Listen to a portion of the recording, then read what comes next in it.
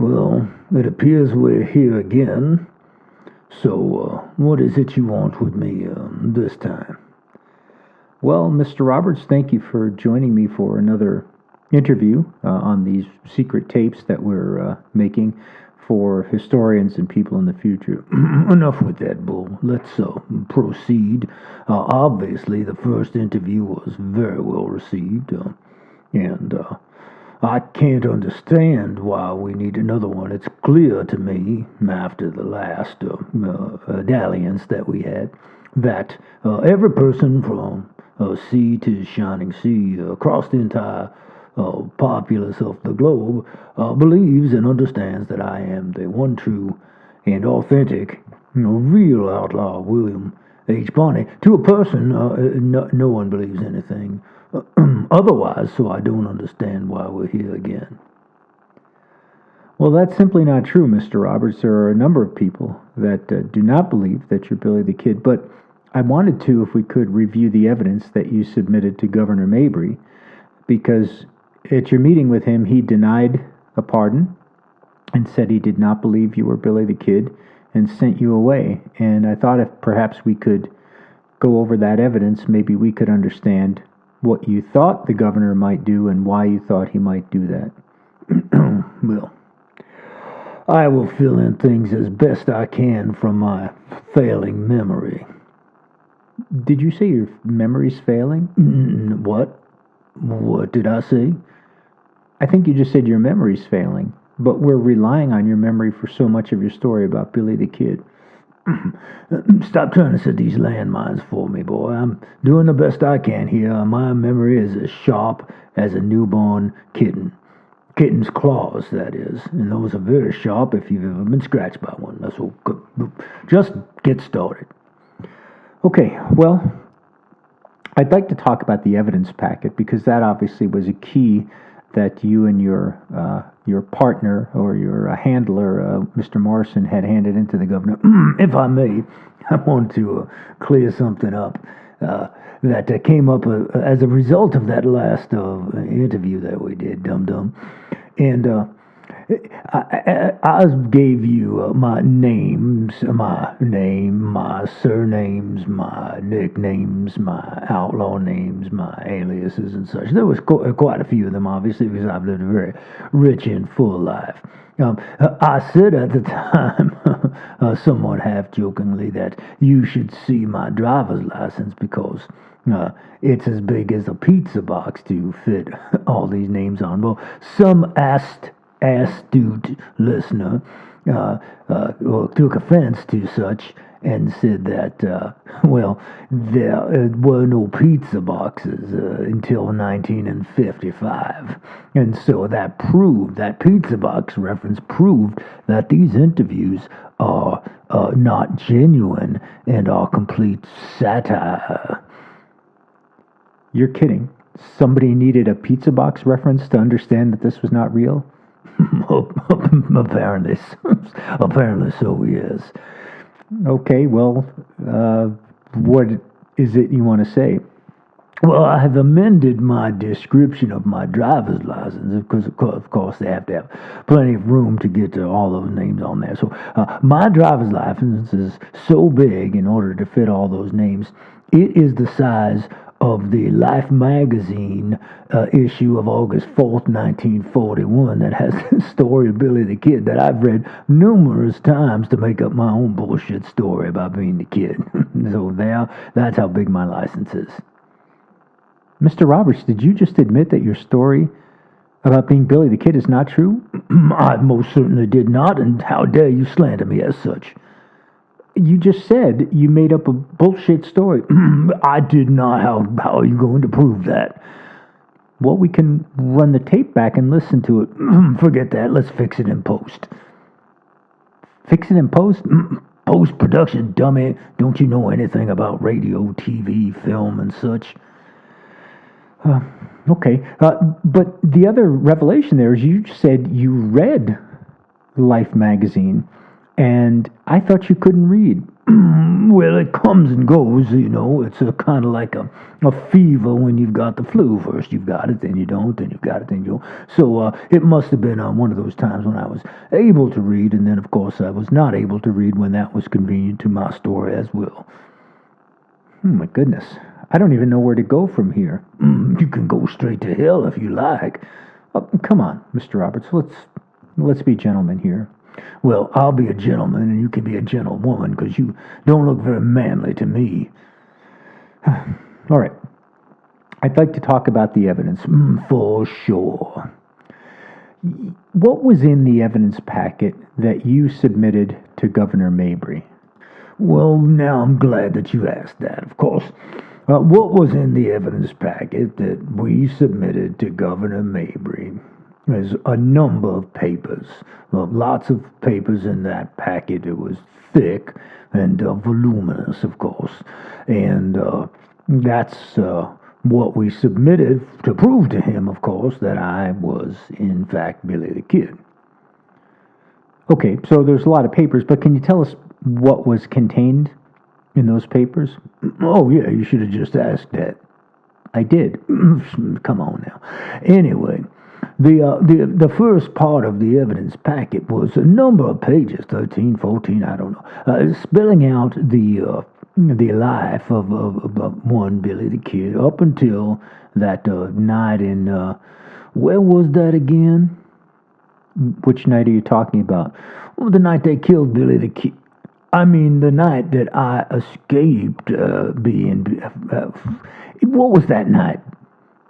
July 14, 1881? Exactly, that's just what I said. That's the night we're talking about. So it was all about Billy the Kid's life up till then. He was a good guy, and, you know, he shot a few people and robbed a few cattle, and the ladies loved him. Mr. Roberts, why are you talking about Billy the Kid in the third person if you say you are him? Well, the third person, there's only two of us here. No. What I mean is, you're saying he did this, he was like that. It's as if you are not the same person. Well, Billy the Kid doesn't like being questioned about Billy the Kid, and Billy the Kid's getting pissed right here if you understand the direct threat you are under. So now you've moved to first person? I don't know where you get all these college boy terminologies and such, but anyway, that's what was in the evidence packet, and lots and lots of information about that. Why would you submit that information? It was pretty well known about Billy the Kid's life up until July 14, 1881. Well, to prove that we knew it, of course. To show that we knew what Billy the Kid's, what my life was like up until that crazy night in Fort Sumner of dancing and eating steaks and getting shot and stuff like that. Okay. But couldn't you have just gotten that information from books, magazines like Life magazine you already said that you read? Well, of course we could. That's where we got them from. Did you just admit that you got your information about being the Billy the Kid from newspapers, books, magazines? I did nothing of the sort. Yes, you just did. We'll fix it in post. All right. Was there anything else in there? Because that doesn't prove anything. That doesn't prove you were Billy the Kid. It just proves that Billy the Kid existed, which we all knew already. Well, aren't we a bunch of geniuses around here? Well, but you're right, there had to be more there.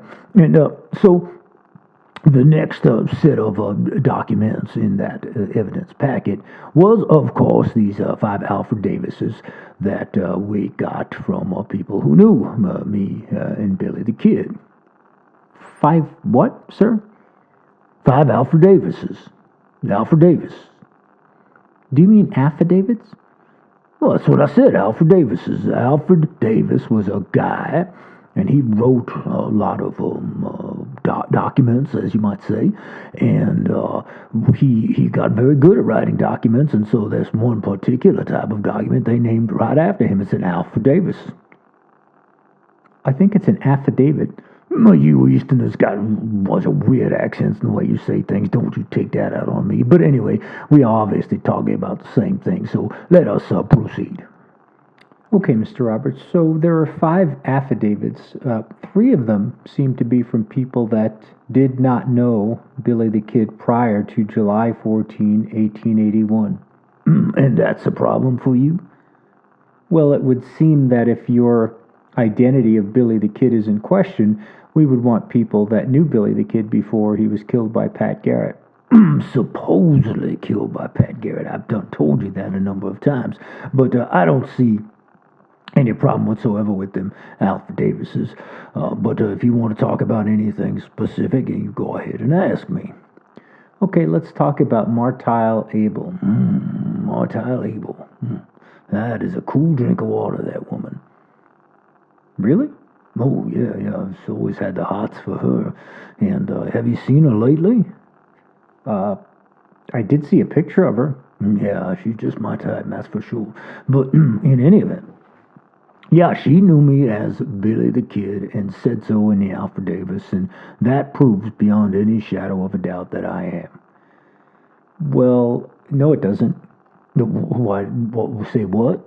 Well, it doesn't prove anything beyond any shadow of a doubt. It's just her statement that she knew you was Billy the Kid, but it appears that she never met you until after July 14, 1881. Okay, so they still knew me as Billy the Kid. Well, you could have just told her you were Billy the Kid, even if you weren't, and she wouldn't know any different because the real Billy the Kid was dead. He was? Well, that's what we're trying to determine. No, I mean, he was. No, he wasn't. That's what I mean, clearly. Yeah, well, look, these people knew me as Billy the Kid, the Texas Kid, the Hugo Kid, all those things. And you now want to impeach the evidentiary responsibility and fiduciary accoutrement to things like that. I have no idea what you just said, Mr. Roberts. That makes 2 of us. Anyway, let's move on to another affidavit, and this one of Mr. Robert E. Lee. Oh, yes, Robert E. Lee. Well, Robert E. Lee was the commander of the Confederate Army, and I served faithfully as his number 2 for the duration of the war between the states. No, this Robert E. Lee wasn't the commander of the Army of Northern Virginia. Well, he's got the name. What more do you need? Even in the affidavit, it says he was 76 years old in 1950. If I do the math... No, allow me, please. 76 years old in 1950. That means he was born in, let's see, I know this one, 1492. No, Mr. Roberts, that's not even close. That was the year that Columbus reached the Americas. Oh, that's right. Columbus, good guy too, good guy. Italian, if I remember correctly. Enjoyed a good pizza every now and then. Unfortunately, they didn't have those pizza boxes until they won't have them until 1955. So he'd have to just carry it in his hands, getting the grease all over him. And Mr. Roberts, please. Okay, I'm sorry. Anyway, so that would make him born somewhere around the year of 1874. So he couldn't. The Civil War ended in 1865. Some 9 years earlier, he could not be the same person. Well, if he says he's the same person, and you've got just a tiny little discrepancy on the dates, I don't see why you would doubt him. Forget it. Anyway, he says he first met you in the summer of 1889 near Fort Selden, New Mexico. Oh, Fort Selden, New Mexico. That's right. It's a fort, and it's in New Mexico. And I met Robert E. Lee in 1889. I was thinking about somebody else before. I've had a number of interesting encounters in my life. Okay, so he never met you prior to July 14, 1881, how do we know, or how would he know, that you are actually Billy the Kid and not just saying that? Well, because I told him, of course. I saw him out there in New Mexico in Fort Sleddleton. Fort what? Sleddleton? No, Fort Selden. Right, exactly. And it was 1889, and I said, "Hey, I'm Billy the Kid. Nice to meet you, you little pipsqueak." So he doesn't know you before July 14th, so he can't vouch for the fact that you're actually Billy the Kid. He can't. He did right here on that affidavits, so it's pretty clear that I am Billy the Kid, and he gave his word. You know the way a man's word. If somebody says something, if they say it, then it's true. You understand, right? So when they say something, like I've said on Billy the Kid, that is the truth. And I don't know why you have such a hard time getting it through your thick head that that is the way things work. Well, let me be clear, Mr. Roberts. You're telling me that if a person says something about themselves or about someone else, then that is the truth, regardless. That's correct. Yes, now you're starting to learn your lessons that you should have learned in grammar school. Pat Garrett said that he killed you. What? Pat Garrett said that he killed you in Fort Sumner in 1881. So, too, did 6 members of the coroner's jury, both of Garrett's deputies, Paulita Maxwell, Pete Maxwell, Delavina Maxwell, a number of women and other men from the village, including the men that buried you. If they all said that Pat Garrett shot and killed Billy the Kid, and you just told me that anybody that says something needs to be taken at their word. I'm going to plea 5. You're going to what? Plea 5, is that what you call it? I don't understand what you're saying. I will not be compelled to testify against myself. Oh, you mean you want to plead the Fifth Amendment?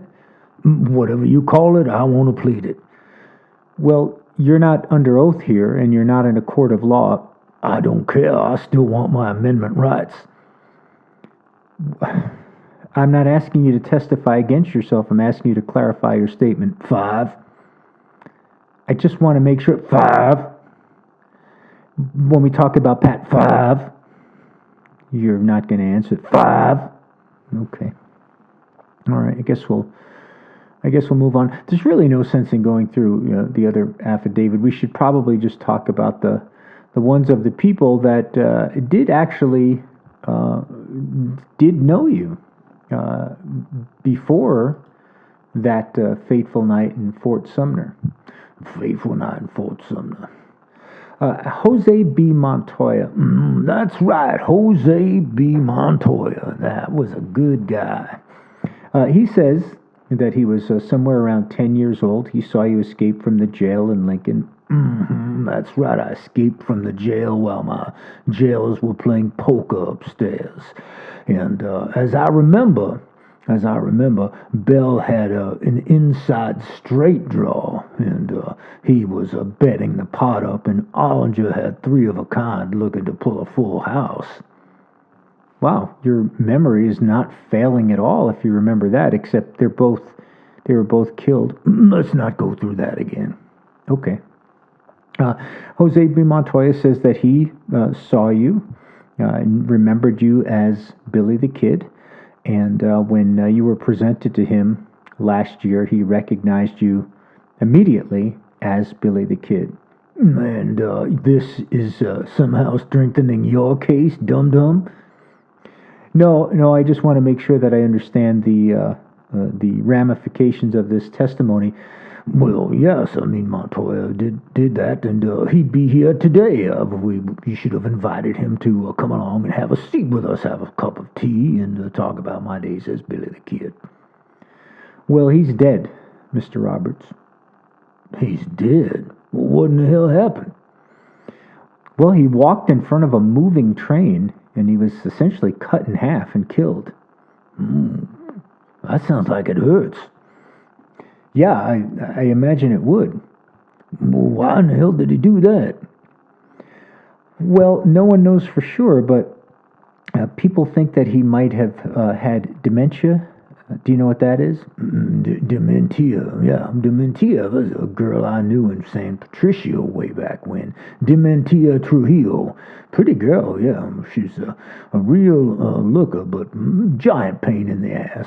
Always wanted to be going out and getting meals and flowers. No. Dementia is a disease of the brain, causes you to forget things, not have reliable memories, not even be able to interact effectively with the world around you. Oh, I better write those symptoms down in case I might have some of those at some point. In any event, the reason that that's significant is it's just 2 months ago that he signed an affidavit that said you were Billy the Kid while he could be suffering from dementia. Does that worry you at all about the veracity of your information? Veracity? What kind of animal is that? No, it means, are you worried about the truthfulness or the effectiveness of his affidavit? Well, of course not. He saw me, knew I was Billy the Kid, hadn't seen me in 80 years, and instantly recognized me. And he signed that paper before he even read what was on it. He did? 5. Okay. People are skeptical that perhaps he was not in his right mind, didn't have all of his faculties about him, and of course may have not even known who you were. Well, I've got a legal document that absolutely proves to him, to you, and to the rest of the world that I'm Billy the Kid, and that's really all I care about. Okay.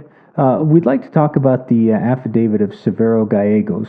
Oh, Gallegos, yes, a good friend of mine. Let's talk about him for sure. Well, Severo Gallegos is famously the person that you met with for hours on one day along with Mr. Morrison, and he declined to sign an affidavit just saying you were Billy the Kid. Well, son of a bitch, I don't know what his problem was. I think maybe what do you think his problem was? Well, I don't think he had a problem. I think he didn't believe you were Billy the Kid. Well, we're talking about him, so something must have happened.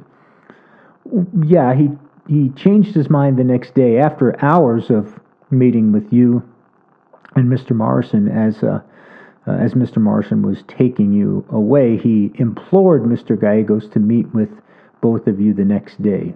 Oh, that's right. I went to the hotel, had me a chicken fried steak and a glass of sarsaparilla, and we took a good sleep, and then we're going to go see him the next day, and that's of course what we did. So that's fine, but you went the next day, and he wanted to look into your eyes. Look into my eyes. That's right, he did. Got very, very close. Actually, a little too close for comfort for me, but he looked into my eyes, and he saw that I had... What did I have in my eyes? Well, he said that you had blue-gray eyes, and that had these little brown spots in them. Brown spots in my eyes? How dare you sully my name and my reputation with that? No, this is how Mr. Gallegos said he recognized you. He saw those. He didn't notice the brown spots the first day, but the second day when he pulled you in close, face to face. Be careful where you're going here, boy. That he was able to see the brown spots, and of course that is the thing that convinced him you were Billy the Kid. That's right, I had brown spots in my eyes. I've got brown spots on my hands and all over my body. They call them age spots, and I'm an old man, of course, as you know. Well, no, these are not age spots because Mr. Gallegos said that you had them ever since you broke out of the Lincoln County Jail. That's right, but I had an age then, too. I was, I don't know, somewhere around 20 years old, so I'd still call them age spots. But, yes, that obviously proves to him and to everybody that I was Billy the Kid. Well, there are a couple questions about Mr. Gallegos' character that I'd like to discuss with you. Okay.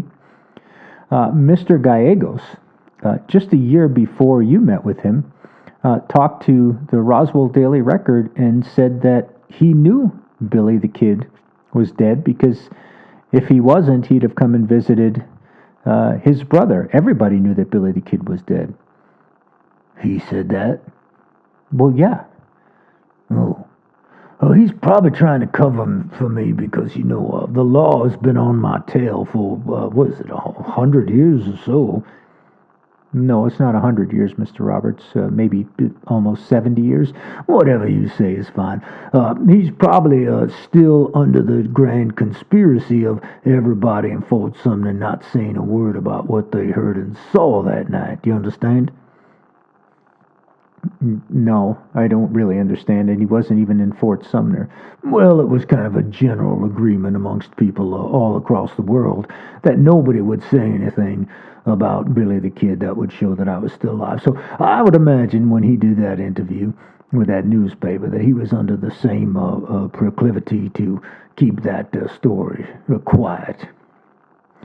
Okay, he seemed pretty certain that you were dead, but aside from that, did you know that Mr. Gallegos was married, had 2 children, and his wife was murdered in their house, her head nearly severed from her body, and then her body was left in the kitchen, along with her 2 young children, who were playing next to the body for a couple days, and Mr. Gallegos disappeared all the way to Roswell.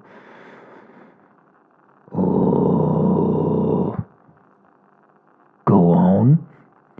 Well, he was investigated for the murder, and although he was not charged with it, they even stopped the funeral procession for the coroner to get her body and examine her yet again. They were relatively sure that Mr. Gallegos did it, but they didn't have enough forensic evidence.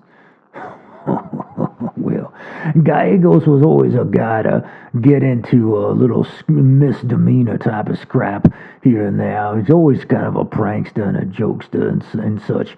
And so I imagine that that's what this was here. No, nothing to see here. Please disperse and move on. Nothing to see here? The man that's vouching for you a year before he does that, he says he knows you were dead. Several years prior to that, his wife is almost decapitated. He runs out for 2 days and leaves her body alone with the 2 children, and there's nothing to see here. Well, finally, we are in agreement. Move on. Wow, you've got a real low threshold for the truth. Well, what is the truth after all? Well, the truth is that I think you're lying, Mr. Roberts. Well, how dare you? I challenge you to a duel. A duel with what? We shall slap each other with gloves across the face the way they did in Victorian times. Have you never seen a cartoon? Well, I don't want to have a duel with you, but didn't you say at one point that you were a member of the James Gang? James Gang? Yes, the James Gang.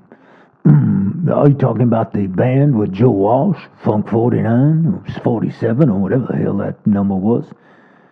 No. How could you even know about that, Mr. Roberts? It's not going to happen for another 20 years. Oh, well, I am a trendsetter. Yeah, zeitgeist, if you will, and I tend to know things that are going to happen well in the future. So, yeah, but who are you talking about? The James Gang? Jesse James?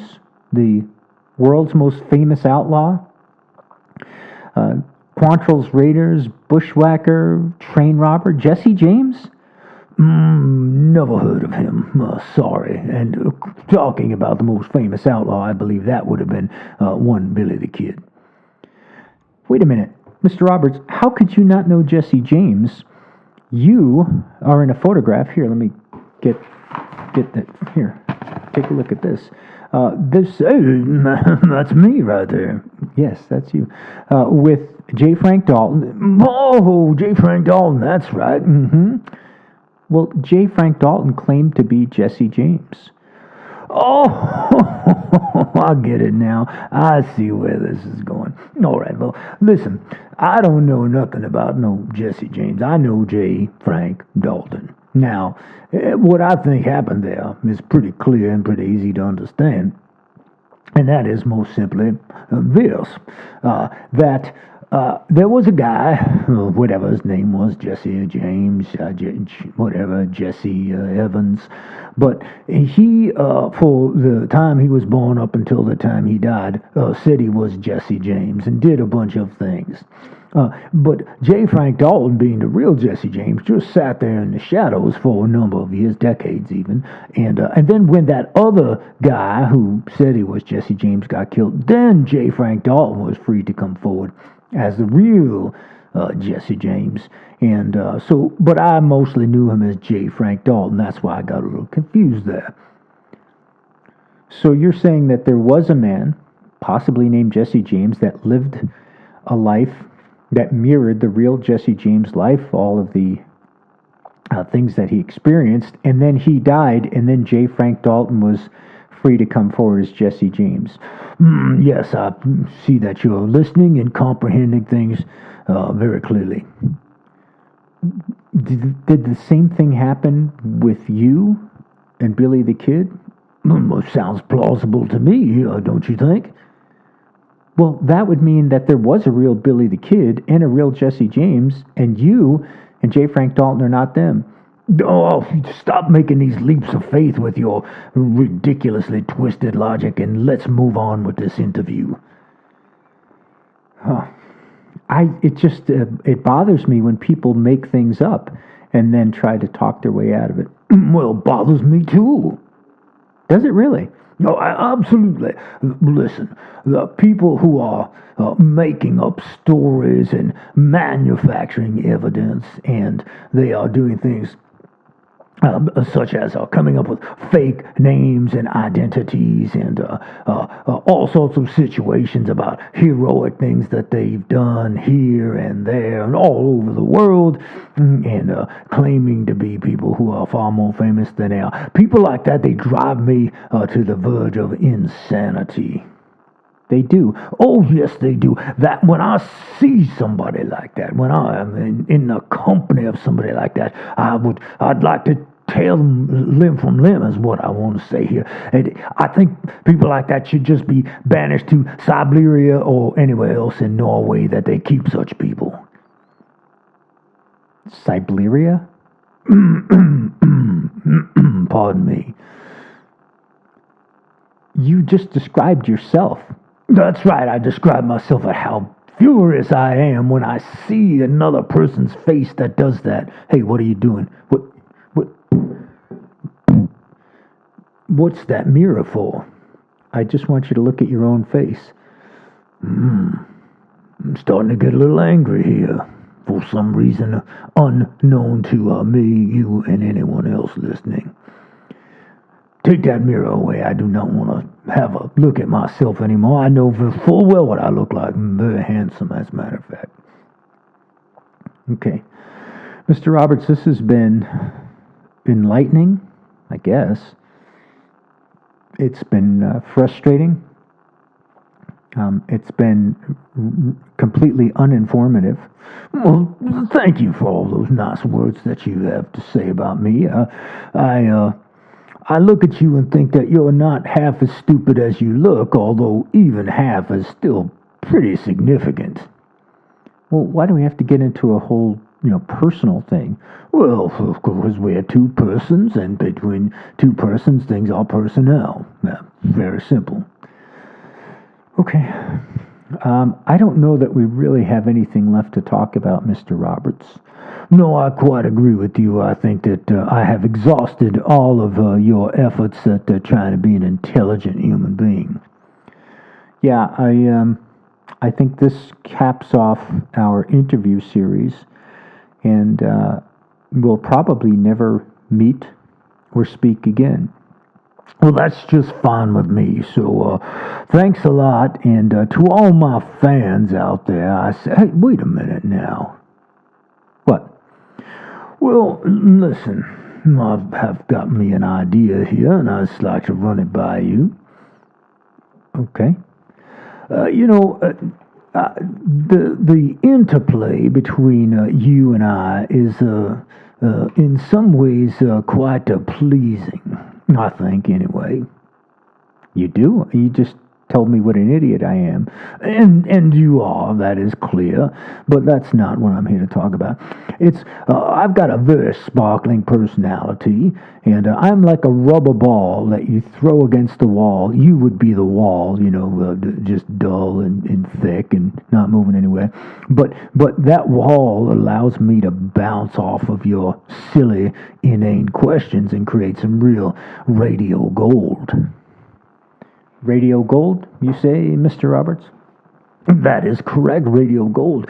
I wonder if you and I might form some sort of alliance or bond or partnership. I think maybe we can take this show to new heights. You want to do a radio show with me? Well, that's right. I've got the 90% of the heavy lifting through my own experiences and many historical events throughout the ages. And, of course, you can lob me some stupid questions and I can entertain the people with my answers. What do you say? I'm not sure I could put up with you for even one more interview. Well, you damn fool. There's money to be made out there, and where there's money to be made, I will say almost anything. Did you just admit that you would say almost anything for money? I did. Even that you claimed to be Billy the Kid? Was that for money? 5. Well, Mr. Roberts, 5. Thank you very much for your time.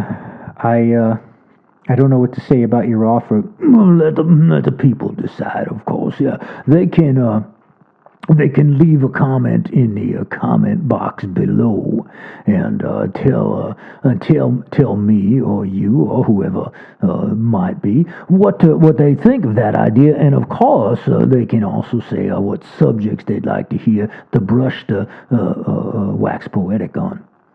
The Brushster? Brushmeister? Brushmeister? That's right. It's marketing, coming up with a new name to kind of package myself up, of course. And so you're going to call yourself the Brushmeister? Indubitably. Well, it's catchy. Yeah, I might have to trademark that, of course. I don't want anyone to come and steal it and to try to take my identity. There's nothing worse than that. Somebody trying to steal your identity and who's not actually you. Gosh, there's so many things you say, Mr. Roberts, that take you right to the verge of admitting something big, and then you back away.